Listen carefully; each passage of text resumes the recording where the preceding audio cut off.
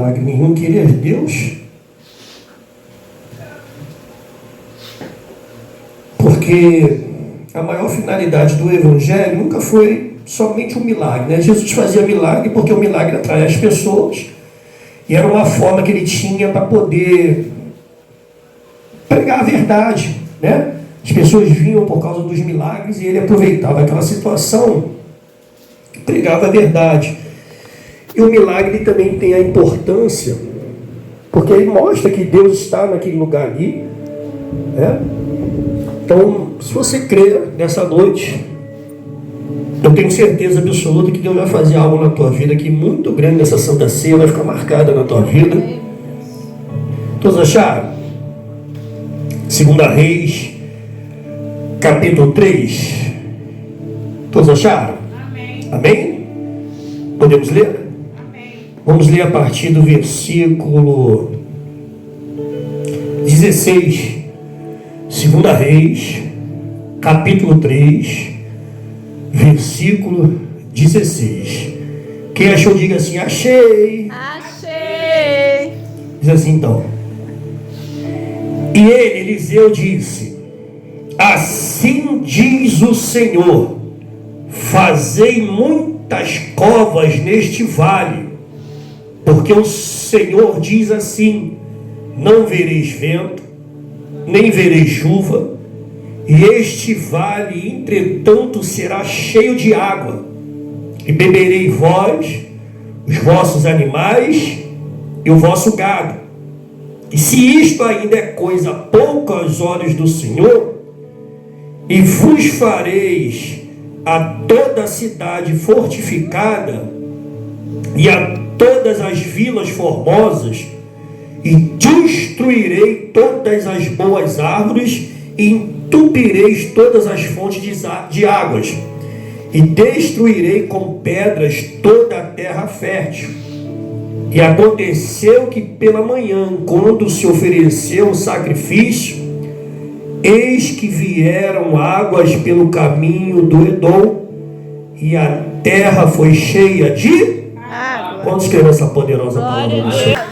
Eu tenho certeza absoluta que você não vai ver, mas Deus vai fazer. Amém? Amém. Preste atenção, porque esse capítulo 3, ele começa aqui justamente falando do início do reinado de Jorão, filho de Acabe, e com a morte do seu pai, né? Ele marca, capítulo 3 aí de 2 Reis, ele marca a morte de Acabe e o início do reinado de Jorão.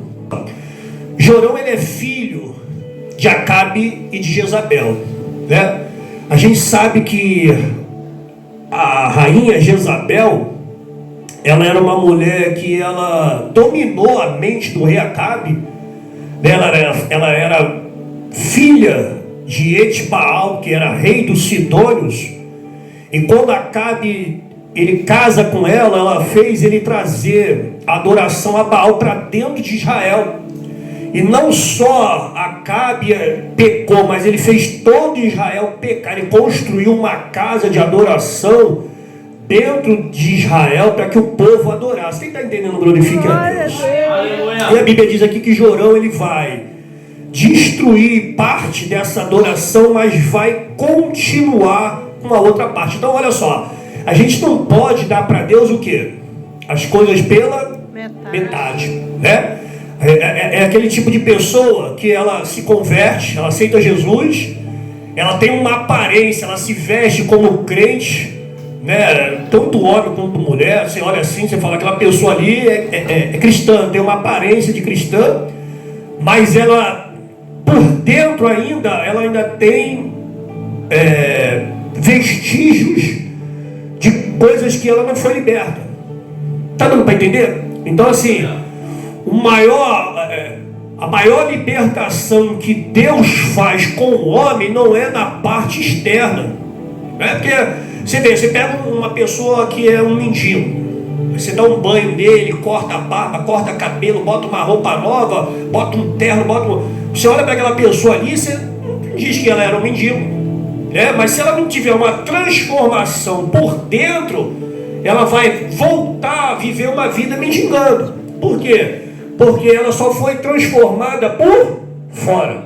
Tá dando para entender o negócio aqui? Então, Jorão, ele é tipo desse crente que ele fez isso. Ele tirou parte da adoração a Baal, mas continuou com os mesmos pecados que Jeroboão fez. Então, irmãos, olha só, antes de eu entrar no fundo da mensagem, a gente precisa entender umas coisas aqui. Por quê?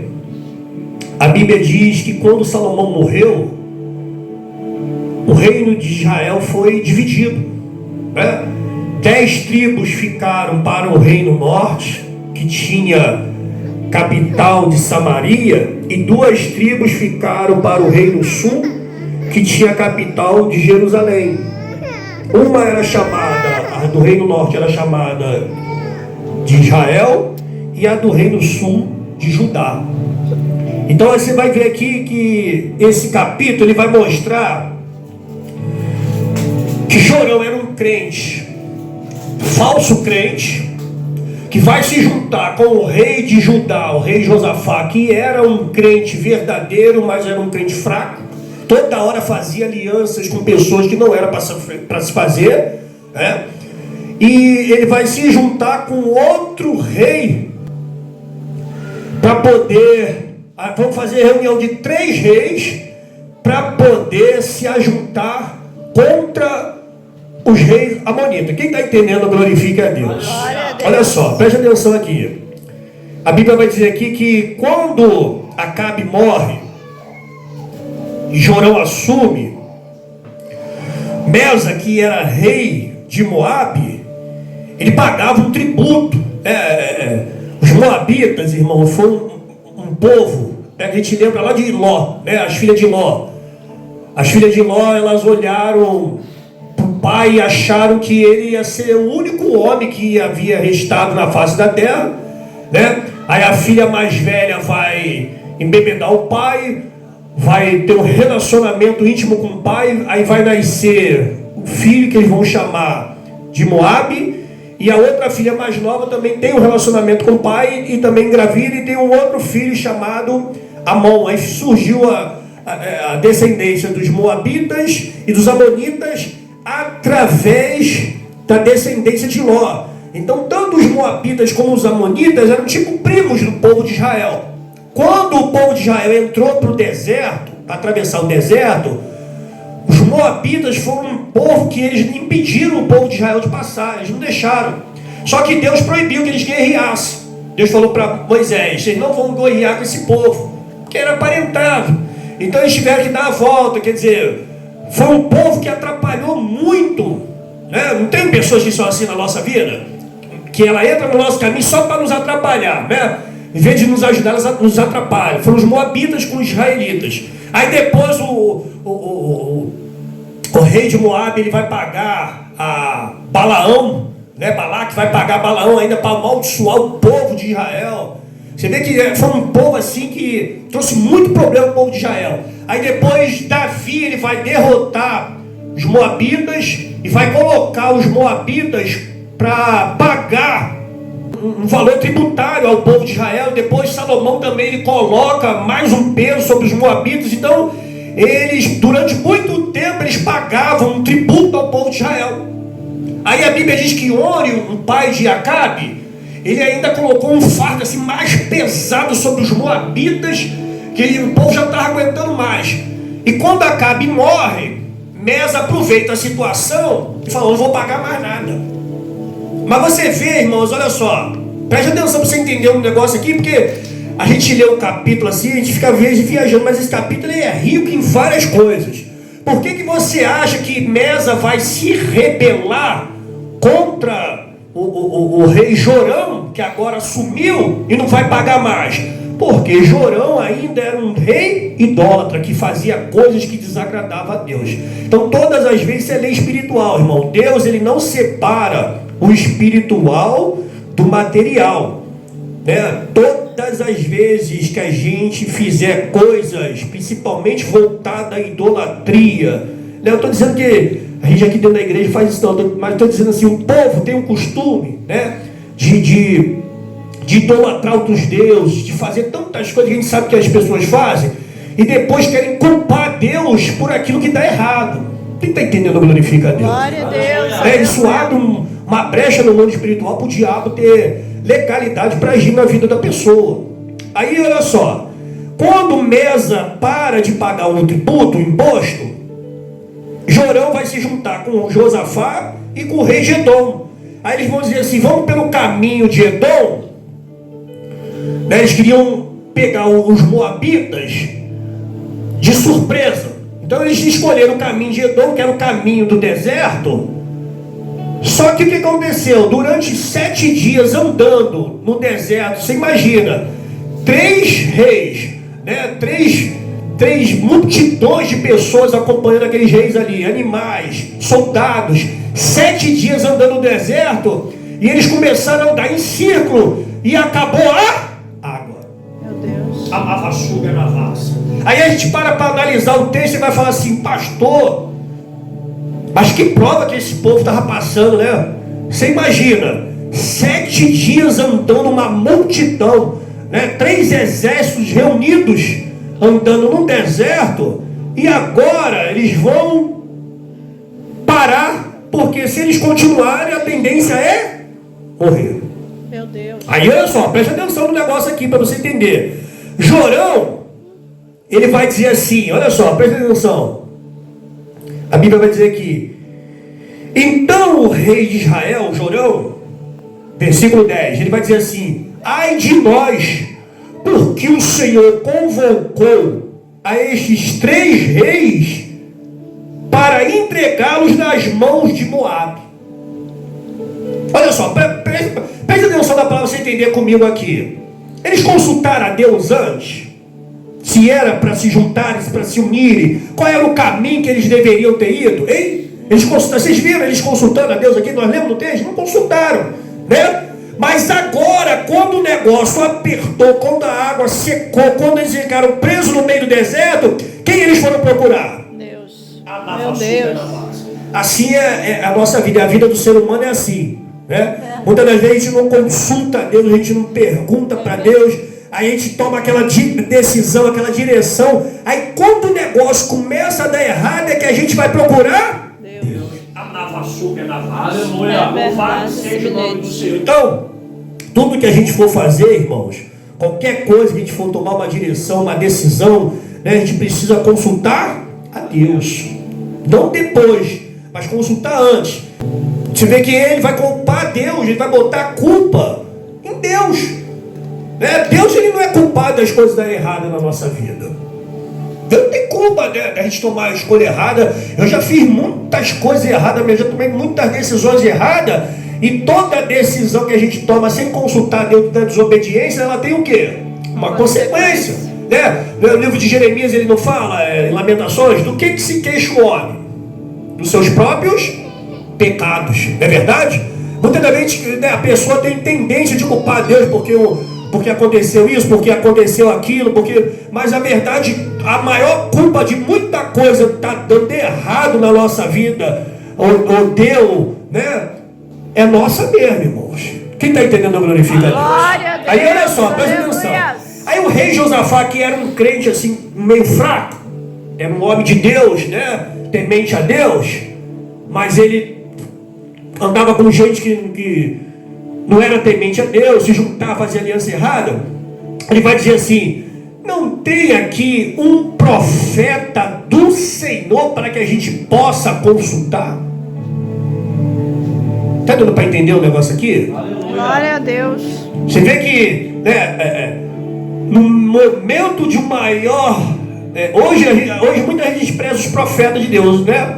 Hoje você vê assim, uma brincadeira com o negócio de profecia, de linguajar da língua dos anjos, língua disso, língua daquilo, a pessoa brincando, né, com os dons de línguas, debochando dos profetas. Mas quando o negócio aperta, são os profetas que eles vêm procurar. Deus, aleluia. Olha só, irmãos. Aí vamos dizer assim, alguém vai dizer assim, olha, tem aqui o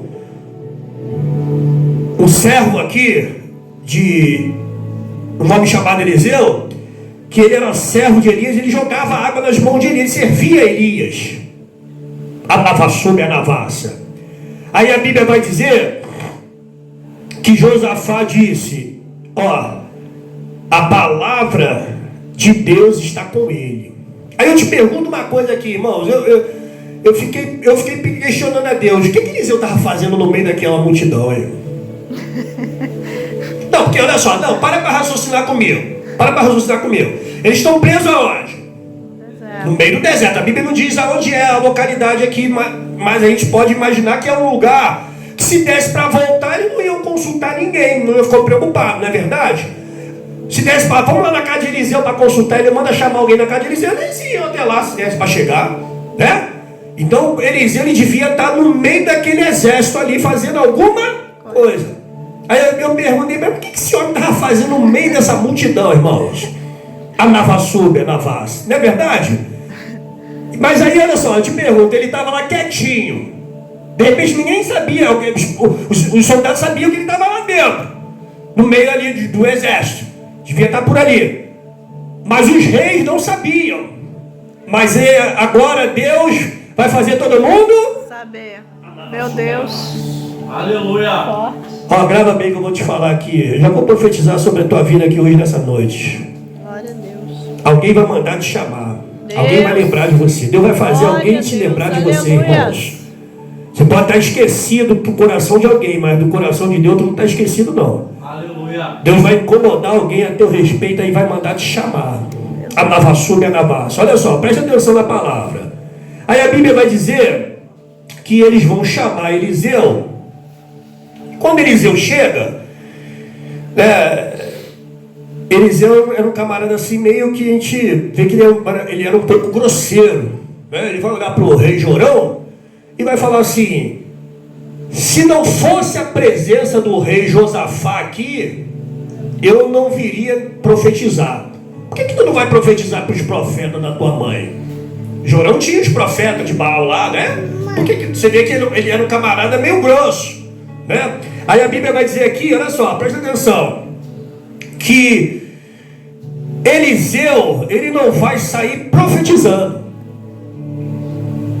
né? Porque tem uns camaradas, eu costumo dizer assim que para a gente profetizar, irmãos, requer muita oração, requer muito jejum, muita busca, né, para o Espírito. A Bíblia diz que o profeta, ele é sujeito ao Espírito. Aí você chega no lugar, tem gente que chega no lugar e do nada você começa a profetizar, né? Você vê que profetiza às vezes fora da direção, profetiza coisa que sabe da tua vida. Eliseu naquele momento ali, ele podia ter aberto a boca e soltado qualquer coisa ali, afinal de contas eles estão no meio do deserto, né? Qualquer palavra que viria, né, na prova, quando a pessoa fala, tu tá na prova, a pessoa vem profetiza, ai, graças a Deus, né? Mas não, o que Eliseu vai fazer? Eliseu vai mandar chamar um tangedor. Chamar um quê? Tangedor. Tangedor, essa palavra quer dizer alguém apropriado para tocar um instrumento. Alguém que toque bem. Não é qualquer pessoa. Alguém que toque bem, né? Tangedor, que tange. Aí, você imagina, o cara estava lá no meio do deserto, no meio do exército, e Eliseu vai dizer assim: chame um tangedor. O camarada vem. Presta atenção aqui para você entender uma coisa. Aí eu te pergunto assim: primeira coisa que Eliseu vai nos ensinar, o que nós vamos fazer no momento que a gente está numa prova no meio de um deserto? Louvar. Adorar a Deus. Primeira coisa que ele vai fazer no meio do deserto. Você vai imaginar isso? No meio de um deserto, no meio da provação, na seca, nós vamos o quê? Adorar a Deus. Glória a Quem Deus. está entendendo? Glorifica a Deus. Aleluia. Você vê que a adoração, ela tem um papel fundamental, irmãos. Não para Deus, mas para o adorador. Aleluia. Porque a gente pensa assim, né? Deus não é aquele camarada que está sentado lá no trono, triste, cabisbaixo, que tu vai adorar aqui embaixo, que tu vai chamar a atenção de Deus lá em cima. Deus tem milhares de milhares o tempo inteiro. Santo, santo, santo, santo, santo, digno. Os 24 anos se prostram, tira a coroa, que adora ele o tempo inteiro a adoração. Deus não está preocupado, precisando da nossa adoração. Mas a Bíblia diz que um coração contrito e quebrantado, esse Deus não rejeita. Mas quando você começa a adorar, não é o coração de Deus que vai ser movido, é o seu coração. Tu pode estar abatido, entristecido, cabisbaixo, chorando, amargurado de alma, mas quando você começa a adorar, quando você começa a louvar, quando tu começa a engrandecer o nome de Deus, a presença de Deus vem no teu interior e começa a trabalhar dentro do teu coração, começa a te erguer, começa a te fortalecer, começa a te renovar. Quem vai primeiro vai adorando e glorificando. Glória a Deus, aleluia. Glória a Deus. Louvado seja o nome do Senhor. Aleluia. Olha, a gente vai falando assim, a gente vai sentindo aquela coisa gostosa, aquela presença santa e maravilhosa, né? A gente estava aqui ainda há pouco louvando, adorando a Deus aqui no início do culto. Aí tu vai sentindo, parece que tem alguém que tá derramando aquele óleo quente, aquela coisa quente em cima de nós. É uma coisa muito gostosa, irmão. Mas porque o louvor, ele atrai a presença de Deus. Aí você imagina, os caras estão no meio de um deserto, na seca, sem água. Aí o camarada vai lá, a Bíblia diz qual é o instrumento que ele toca, né? Mas a gente pode conjecturar. O cara pega lá uma arma, lá um negócio lá, ó, e começa a tocar no meio do deserto. Você lembra de Davi? Você vê o louvor, a força que tem? Né? Saul ficava atormentado. A Bíblia diz que quando Samuel unge Davi, o espírito que estava em Saul sai de Saul e ele agora entra em Davi. E o espírito da parte do Senhor que vem para atormentar Saul vem sobre Saul. Então, todas as vezes que o rei Saul estava atormentado, ele mandava chamar um músico. Ele falou: chama alguém. Aí chamaram Davi. Quando Davi tocava, o espírito que vinha para atormentar Saul saía. Deus. Está dando para entender o poder que tem o louvor e a adoração? A mavassube a navassa. Então você já entendeu que você não pode parar de quê?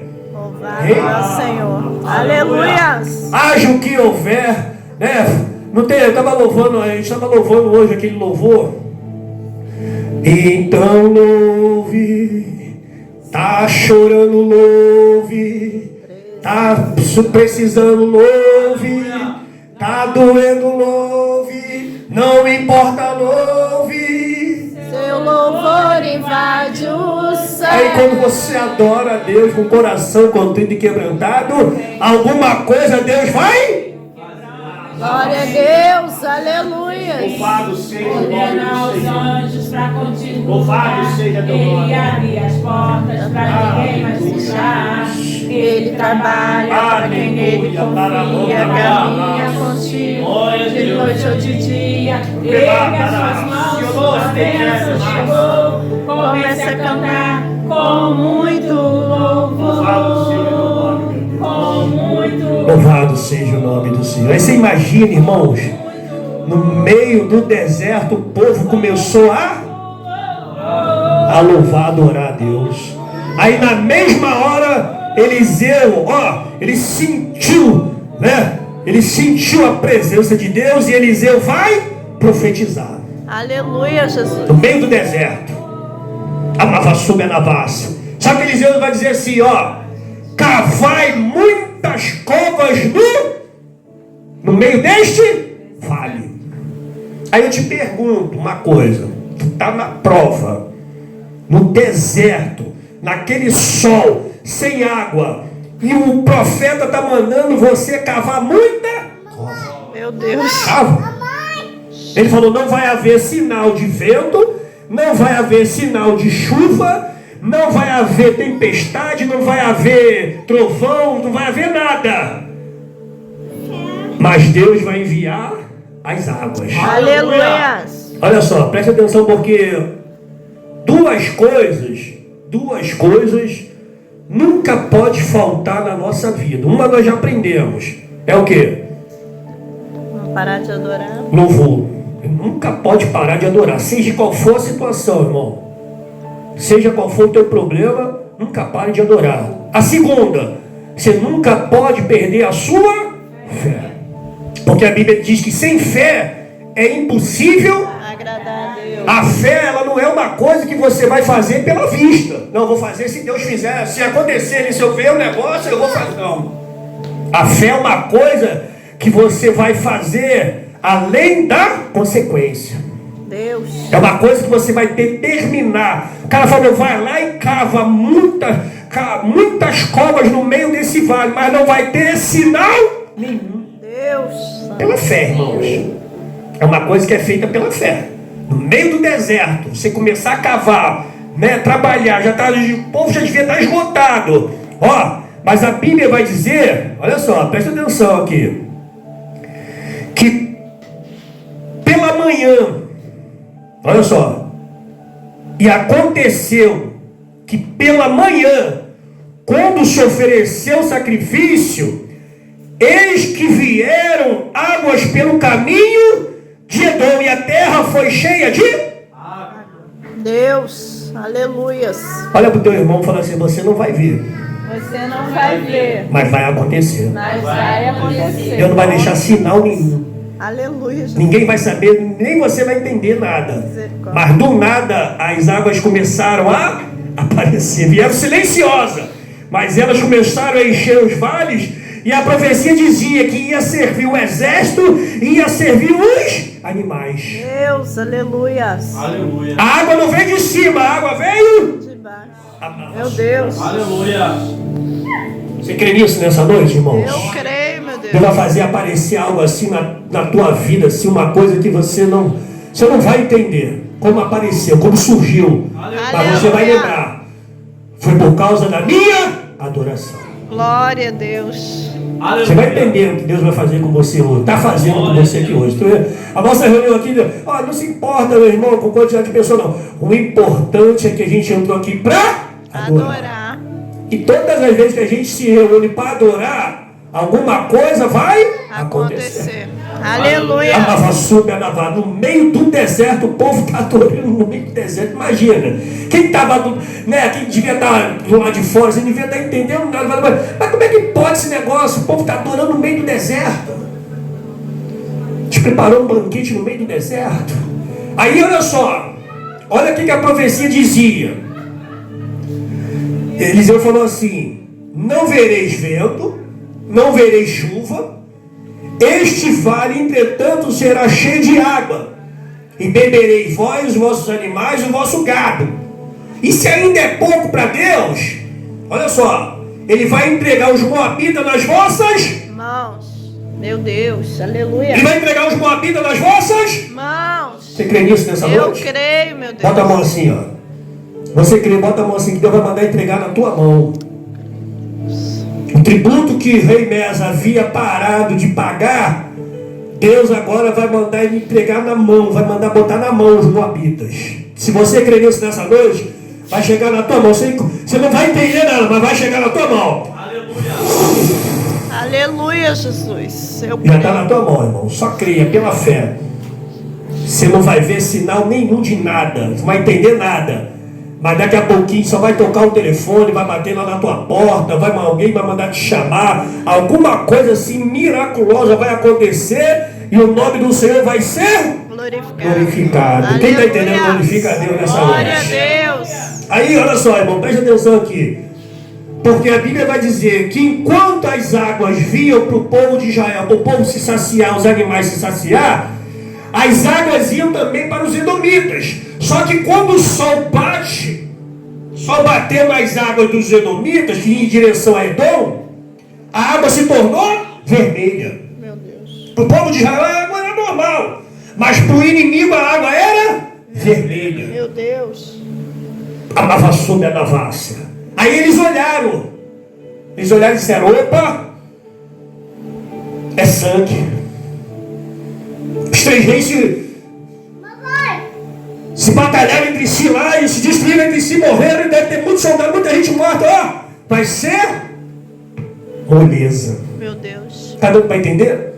Você crê que Deus vai confundir o inimigo da tua alma Eu aqui hoje nessa creio, meu noite? Deus. O que foi armado contra a tua vida, contra a tua casa, contra a tua família, o que o diabo achou que estava lá no projeto já para destruir, Deus vai confundir o inimigo hoje nessa noite. Aleluias. Glória a Deus. Ei, meu Deus. Louvado seja o nome do Senhor. Olha só, irmãos. Aí a Bíblia vai dizer que eles se levantaram pela manhã cedo e viram de longe as águas vermelhas como sangue.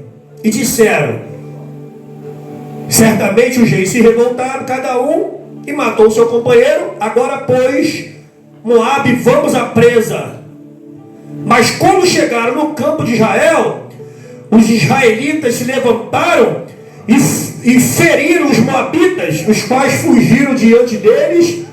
E a Bíblia vai dizer que eles avançaram, os israelitas avançaram nas terras, ferindo ainda os moabitas, e assolaram as cidades, e toda a herança fértil lançou-se cada um a sua pedra, e entulharam, entupiram também todas as fontes de água, e derrubaram todas as águas, assim como a profecia havia dito da boca de Eliseu. Somente deixaram as pedras, e cercaram e feriram.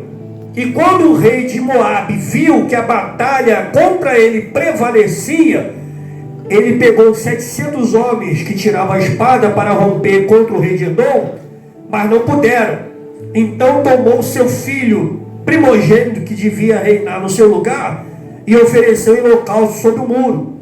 Por isso houve grande indignação em Israel, e estes se levantaram do acampamento e retornaram para sua terra. Então você vê que o rei de Moabe, ele ficou tão desesperado, ele achou que ele ia vencer a guerra. E naquele momento ali, quando ele viu que a guerra estava perdida, ele vai pegar o seu filho e vai oferecer em sacrifício. Isso para o povo de Israel era uma coisa que Deus detestava, né? Matar crianças, idolatrar, fazer sacrifício de idolatria com crianças, era contra a lei de Deus. Isso vai trazer uma grande indignação para o povo de Israel, e eles vão se levantar e vão retornar em paz para sua casa. Ou seja, nessa noite, eu não sei como é que você entrou aqui hoje nessa noite, irmãos. Talvez você tenha estado preocupado, né? Muitas das vezes a gente entra dentro da igreja no deserto, passando fases ruins, passando problemas financeiros, passando problemas emocionais, passando problemas no meio da família, né? Em situações que a gente se vê sem saída.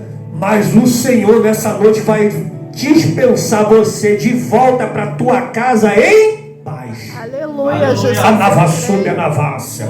Você não está vendo, mas tem algo que está acontecendo. Vai ter um reboliço muito grande da parte de Deus aí na face da terra, irmãos.